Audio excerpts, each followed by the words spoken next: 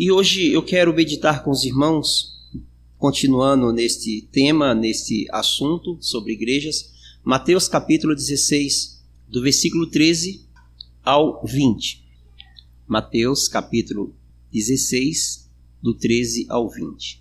Indo Jesus para os lados de Cesareia de Filipe, perguntou a seus discípulos: quem diz o povo ser o Filho do Homem? E eles responderam: uns dizem João Batista, outros Elias, e outros Jeremias ou algum dos profetas. E perguntou Jesus: mas vós, quem dizeis que eu sou? Respondendo-lhe Simão Pedro, disse: tu és o Cristo, o Filho do Deus vivo. Então Jesus lhe afirmou: bem-aventurado és, Simão Bar-Jonas, porque não foi carne e sangue que tu revelaram, mas meu Pai que estás nos céus. Também eu te digo que tu és Pedro, e sobre esta rocha edificarei a minha igreja, e as portas do inferno não prevalecerão contra ela. Dar-te-ei as chaves do reino dos céus. O que ligares nesta terra terá sido ligado nos céus, e o que desligares na terra terá sido desligado nos céus. Meus irmãos, a igreja de Cristo, em algum momento nós já paramos para nos questionar: o que é ser igreja? O que é a igreja? Por que somos igreja? Qual a nossa missão? Qual a nossa visão? O que fazemos? O que somos? Por que estamos aqui? Para onde vamos e como chegaremos lá? Às vezes nós fazemos muitas perguntas. E Jesus, nesse texto, se nós olharmos o contexto, os fariseus chegam a ele, questionam ele, pedem um sinal a Jesus. Nós queremos um sinal para crer quem você é. Os versículos que antecedem o texto. E Jesus diz: geração incrédula. O único sinal que será dado a vocês, não será dado sinal a vocês. O que vocês querem não será dado um sinal, para que vocês creiam a partir de um sinal. Mas o sinal que será dado a vocês é o sinal do profeta Jonas, que passou 3 dias no ventre daquele peixe e orou e pediu para que Deus o tirasse da sepultura, que é inferno. E ao 3º dia Deus tirou Jonas da barriga daquele peixe. Então Jonas sai e vai pregar o evangelho. E Jesus diz: o sinal que será dado a vocês será esse sinal, o do profeta Jonas.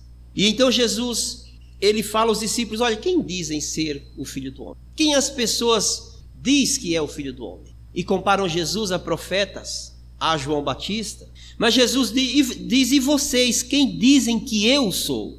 E Pedro, ele tem uma revelação do Espírito Santo. E Pedro olha para Jesus e diz: tu és o Filho, o Cristo, o Messias, o enviado, o Filho do Deus vivo. E Jesus, conhecendo exatamente o coração de Pedro, Jesus falou assim: Pedro, você não teria essa capacidade, esse discernimento de compreender estas coisas, mas o meu Pai que estás no céu te fez compreender estas coisas, revelou ao seu coração quem eu sou. E então Jesus diz uma frase, diz um texto aqui histórico.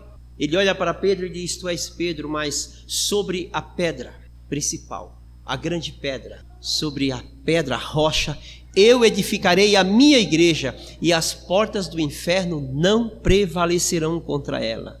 Dar-te-ei as chaves do reino dos céus. O que ligares nessa terra terá sido ligado no céu, e o que você desligar terá sido desligado.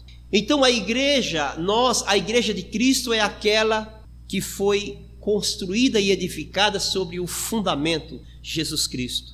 É aquela que tem poder sobre as portas do inferno. É aquela que tem as chaves do reino dos céus. A igreja de Cristo é aquela que anda de uma forma tão em concordância, uma comunhão tão plena com Deus, que o que a igreja decidir na terra já foi decidido nos céus. Esta é a igreja de Cristo. Então Jesus diz: eu edificarei a minha igreja sobre a rocha. E Pedro mais tarde vai falar que a rocha principal, que a pedra principal que os construtores rejeitaram, a esta Deus usou como a pedra da construção, e sobre ela, esta pedra, lançou os fundamentos da fé. Então, amados irmãos, a igreja de Cristo é aquela que foi construída e fundada sobre Cristo. Aqui Jesus usa a ideia de uma construção, e ele mais tarde vai falar sobre porta. Então a igreja de Cristo, ela é iniciada por ele. Mas Jesus não é apenas o fundador da igreja. Jesus é o fundamento da igreja. A igreja está sobre ele, a igreja está construída sobre ele. Ele é o fundamento da igreja. A igreja de Cristo não existe sem Cristo, sem os seus ensinos, sem a sua proposta de salvação, sem os seus ensinos sobre a condenação. A igreja de Cristo não existe fora dele. Ele não é apenas o fundador. Algumas igrejas têm o seu fundador. Nós conhecemos algumas. Poderíamos aqui citar várias igrejas que foram fundadas pelo seu fundador, mas o seu fundador morreu e a igreja se esqueceu. Igrejas históricas centenárias, mas a igreja de Cristo, ela não tem apenas um fundador, ela tem um fundamento. E o fundamento é ele, porque por ele, por meio dele, para ele, com ele, todas as coisas foram criadas, inclusive a sua igreja. Então ele diz: eu edificarei a minha igreja sobre a rocha. Então Jesus é o alicerce. Jesus é a base. Não se constrói nenhuma casa, nenhuma construção sem que tenha uma boa estrutura, que possa suportar o peso, que possa suportar os ventos, que possa suportar o calor, o frio, as tempestades, todas as coisas. Muitas casas até ruinam, até caem, o telhado é arrancado pelo vento, algumas paredes são derrubadas, mas a base está lá. Vai alguém, reconstrói, vai alguém, reforma, vai alguém, dá uma adornada e a casa está construída de novo. Jesus diz que o homem tolo constrói a sua casa sobre areia, mas o sábio a edifica sobre rocha. E vindo o vento, a chuva, a tempestade, não derrubará esta casa. Jesus faz várias referências para nos mostrar o que é a sua igreja. Então a igreja está fundamentada nele. É por isso que não existe a ideia de uma igreja fora de Cristo. Não existe a ideia de uma igreja que caminhe sem estar com Cristo. Não existe uma igreja que ande à marginalidade, às margens do evangelho, porque o seu fundamento é Cristo. Então ele diz: eu edificarei a minha igreja sobre a rocha, e ela será dotada de poder, e as portas do inferno não prevalecerão contra ela. Jesus está falando: a minha igreja tem um poder sobrenatural. A minha igreja é dotada de um poder que emana de mim.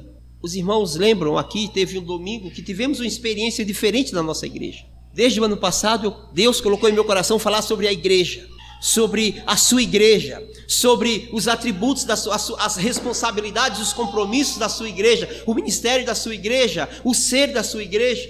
Aí a gente começa o ano, termina o ano, terminando já na última semana, alguém vem e rouba os fios da igreja.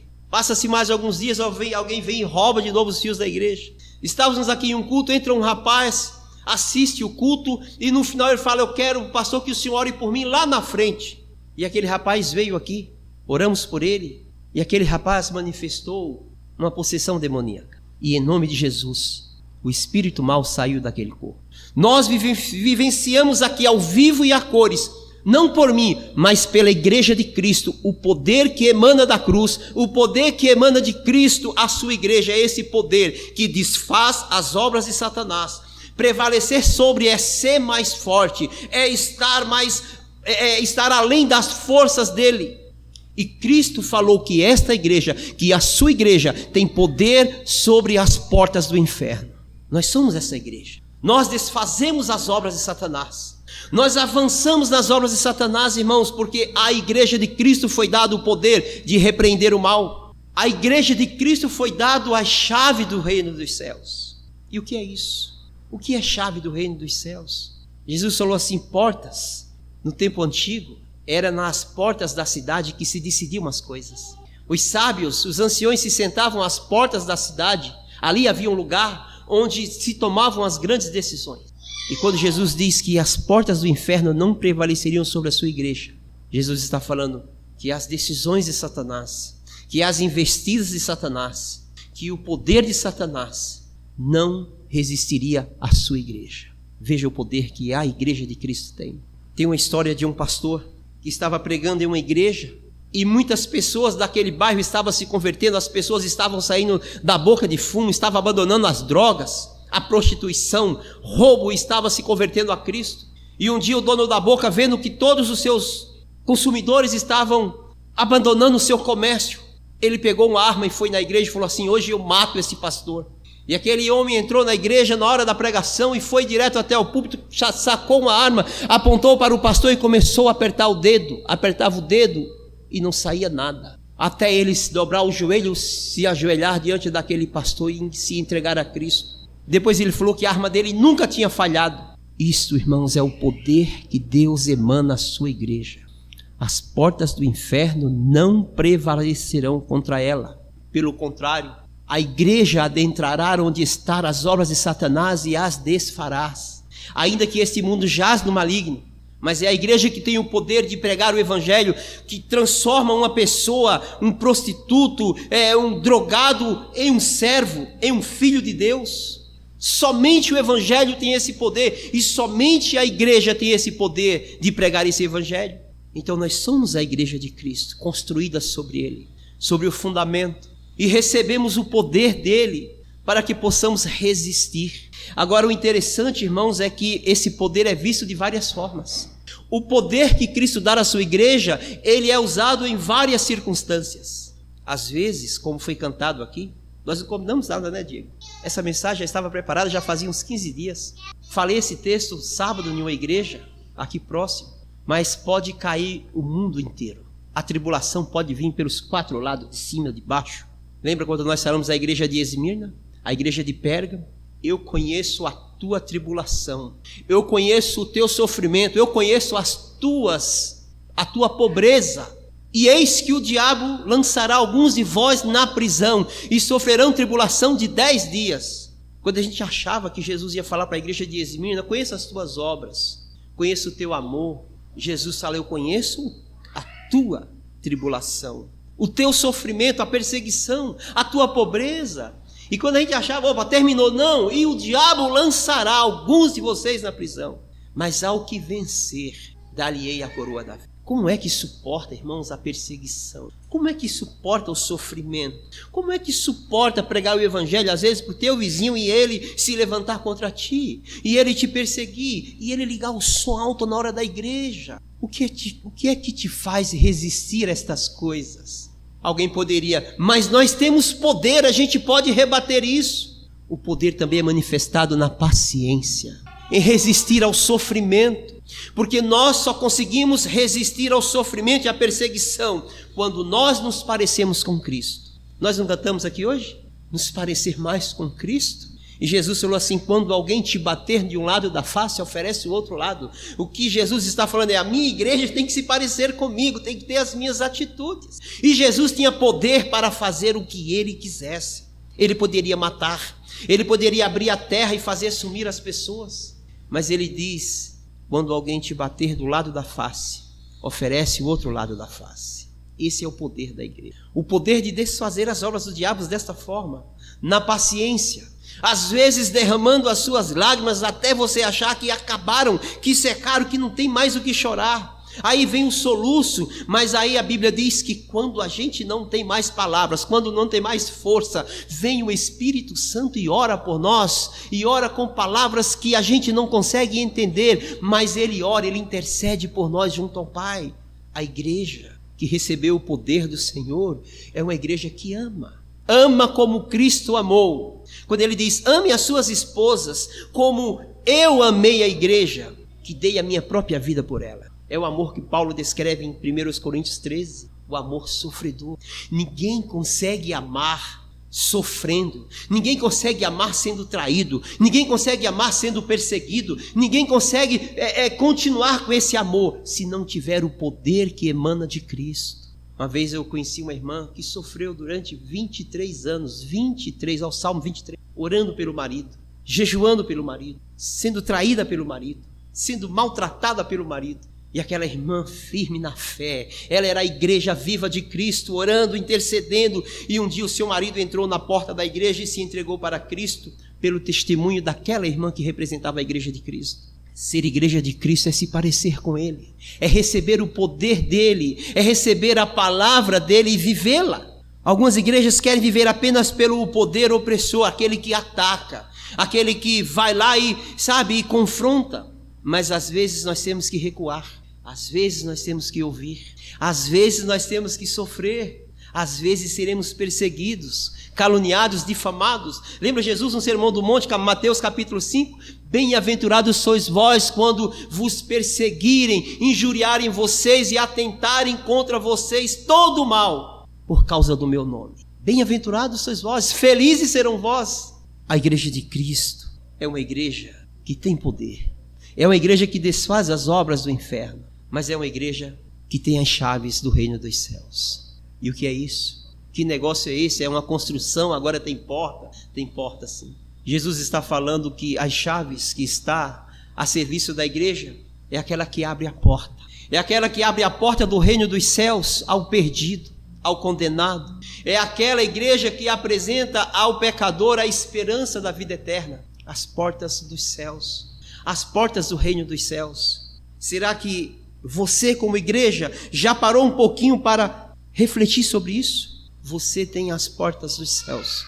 A Igreja Católica diz que essas chaves foram entregues a Pedro, mas nós entendemos que essas chaves, elas foram entregues à sua igreja, a igreja de Cristo. Deixa eu te fazer uma pergunta. Quantas vezes você já abriu, você já apresentou as portas dos céus para um pecador? Quantas vezes você já parou para alguém que não conhecia a Cristo ou que estava afastado dos seus caminhos? E você apresentou, você parou e falou assim, olha, vem cá, eu vou te apresentar a porta. Não é a porta da esperança do Silvio Santos, é a porta da vida eterna, a porta da esperança da vida eterna. Vem cá, senta aqui, vamos gastar um tempo aqui, vamos conversar um pouco sobre o reino dos céus. Eu sou a igreja de Cristo, eu vou começar me apresentando, eu sou a igreja de Cristo.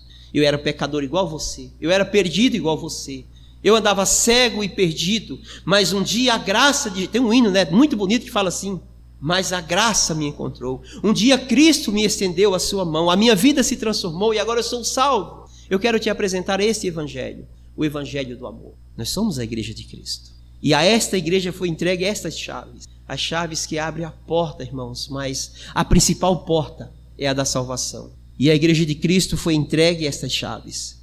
As chaves do reino dos céus. O que você tem feito com essas chaves? Você tem apresentado pessoas? Ou você tem usado essas chaves para fechar portas? Eu sou igreja, eu estou salvo, quem está lá é problema seu. Vou fechar aqui a porta, vou construir um muro para fortalecer a porta e não me relaciono com quem está do outro lado.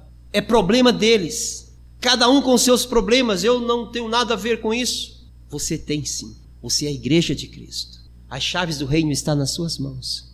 É você que é o portador da mensagem da esperança, do amor de Cristo. Então Jesus diz, entregarei a vocês as portas, as chaves do reino dos céus. Agora vem uma parte muito difícil que cabe à igreja. O que ligares na terra terá sido ligado nos céus.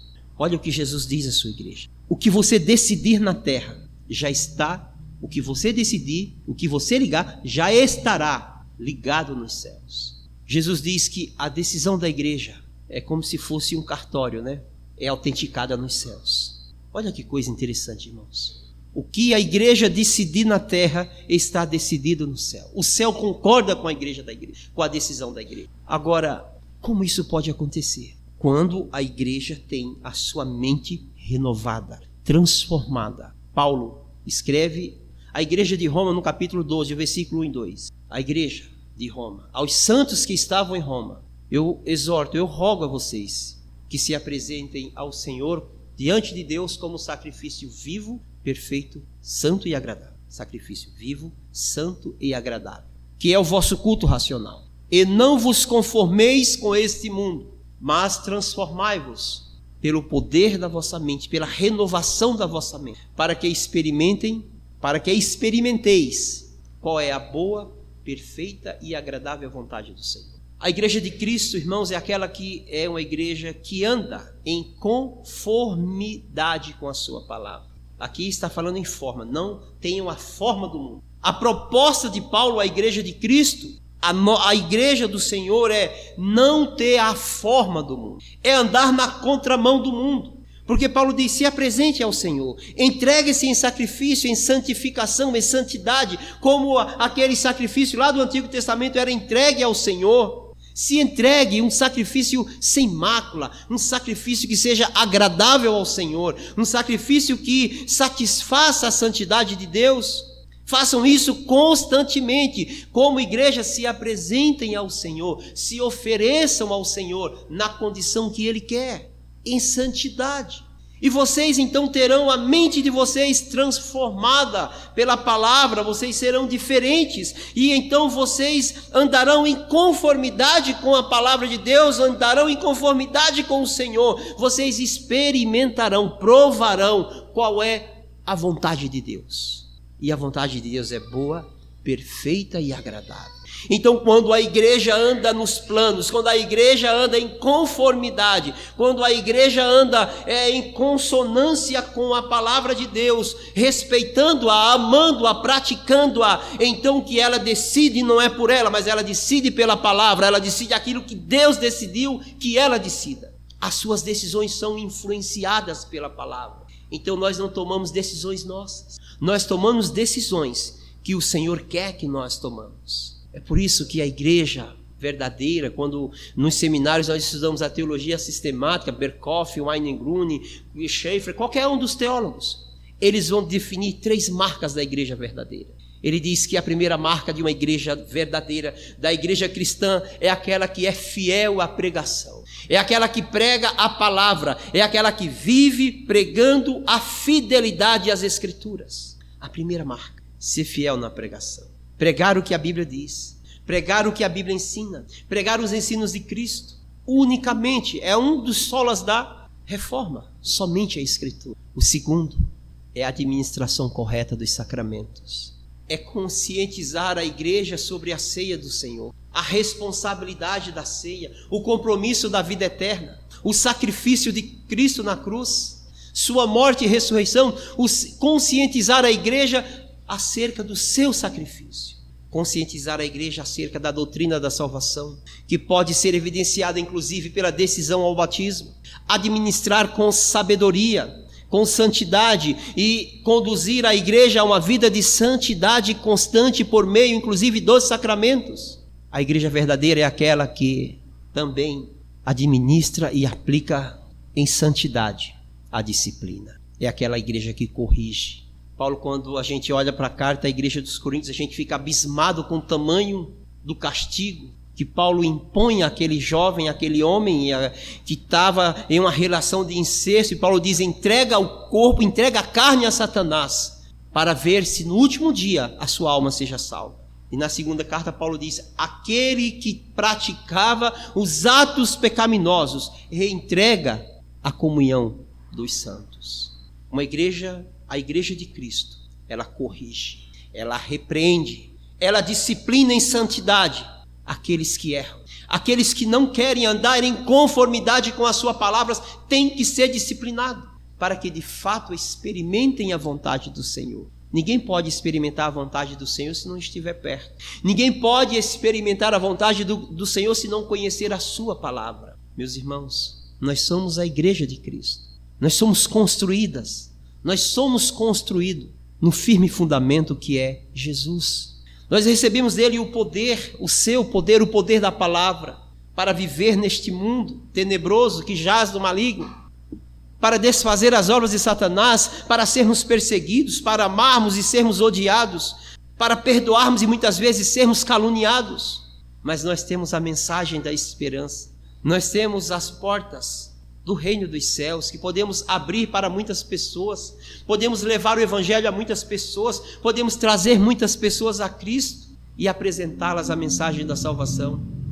Nós temos que andar em um testemunho de santidade. O mundo tem que nos ver diferente. Eclésia quer dizer separados, tirados para fora. O mundo tem que olhar para você e falar assim: esse irmão, essa irmã, esse jovem, essa mulher, eles são diferentes, porque somos a igreja de Cristo. Paulo diz que nós devemos exalar o perfume de Cristo. Paulo diz que nós somos cartas de Cristo para o mundo. Paulo diz que nós devemos ter a imagem de Cristo. Isso quer dizer que o nosso falar, o nosso ouvir, o nosso andar, o nosso ir e vir tem que exalar Cristo, tem que mostrar Cristo. Em tudo que fazemos, irmãos, nós devemos mostrar Cristo. Então, de fato, nós seremos a sua igreja. Mas reflita, se você é essa igreja que sofre perseguição, se você é essa igreja que tem poder para desfazer as obras do diabo, se você é essa igreja que vive anunciando o evangelho, se você é essa igreja que anda, que todas as suas atitudes elas são aprovadas pela palavra de Deus, você é a igreja de Cristo. Agora, se em alguma dessas características a sua vida não estiver em conformidade, reflita. Porque na continuação desse texto, Jesus diz: todo aquele que quiser vir após mim, renuncie a si mesmo. Tome a sua cruz e siga-me. Jesus está falando de renúncia. Então, se alguma área da sua vida não está em conformidade com as exigências, com os padrões de santidade da Igreja de Cristo, é necessário que você pare um pouco. Abra o seu coração para que o Espírito Santo de Deus o convença e o mostre e o ensine como você tem que andar. A Igreja de Cristo também é a noiva de Cristo. É alguém que está aguardando o noivo para logo mais nos encontrarmos com ele, para logo mais participarmos das bordas do Cordeiro, a festa que está preparada para a sua igreja antes da fundação do século. Mas aquele que não foi encontrado no livro da vida será lançado no fogo do inferno, preparado para o diabo e os seus anjos. Temos que refletir um pouco sobre ser a igreja de Cristo ou não ser. Andar em santidade ao Senhor em conformidade com a sua palavra, ou andar na marginalidade do Evangelho. Marginalidade quer dizer lá pela beira do Evangelho, lá pelo lado de fora. Marginal Tietê, na beira do rio, não faz parte do rio, está na beira, por isso que o nome marginal. Nome tão feio, né? Marginal. Aquele que anda do lado de fora. Vamos ser igreja de Cristo. E logo mais, irmãos, nós nos encontraremos com Ele em glória. Reinaremos com Ele. Seremos a sua noiva e Ele nos receberá. Tem um pregador pentecostal, pastor Napoleão Falcão. E ele diz assim, uma palavra dele, abro aspas: e quando chegarmos nos céus, com um grande banquete preparado para a sua igreja, Jesus falará: eu tenho saudade de vós. E ter saudade é desejar estar perto. Quem já perdeu um ente querido aqui que amava muito sabe o que é saudade. Logo mais, irmãos, nós estaremos na grande ceia com o Senhor e desfrutaremos das bordas que estão preparadas para o Cordeiro e a sua noiva, a igreja, eu e você. Que Deus nos abençoe.